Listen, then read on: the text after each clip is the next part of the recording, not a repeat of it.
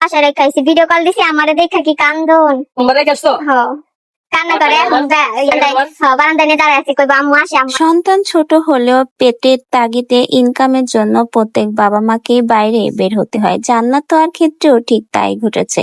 জান্নাত তোহা সোশ্যাল মিডিয়ার বেশ পরিচিত জনপ্রিয় মুখ, কিন্তু তাদের ইনকামের জন্য টিকটক ভিডিও করতেই হবে, তাই তো তাদের বাইরে বের হতে হয়। ছোট্ট সন্তানকে এই রোজের ভিতরে বাইরে বের করতে চায় না, কারণ কিছুদিন আগেই সে অনেক বেশি অসুস্থ হয়ে পড়েছিল, তাই তাকে বাসায় রাখা হয় সব সময়। কিন্তু পেটের দায়ে ইনকামের জন্য তাদেরকে তো বাইরে বের হতে হয়, তাই তো সন্তানকে বাসায় রেখে আসার পর সন্তান প্রচুর কান্নাকাটি করে তার মায়ের জন্য, এবং ভিডিও কলে যখন মাকে দেখে তখন তো আরো বেশি কান্না জুড়ে দিয়েছে জান্নাত তোহার সন্তান। তাই তো এবার জান্নাত মন খারাপ করে জানালো তার সন্তানকে, যখন সে ফোন দিয়েছিল সন্তান যখন তার মাকে দেখেছে সে অনেক বেশি কান্না করেছে, বারবার ছেলেটা তার মাকে কাছে পেতে যাচ্ছে, কিন্তু এখন সে কোনোভাবেই তার কাছে যেতে পারছে না। খুবই আফসোস করছে জান্নাত তখন তার সন্তানের জন্য। এমনকি জান্নাতের বাড়ির লোক বারবার তার সন্তানকে সান্ত্বনা দিচ্ছে, বাইরে যেয়ে বলছে এক্ষুনি তোমার মা আসবে। আর সেই মুহূর্তের কথাগুলো এবার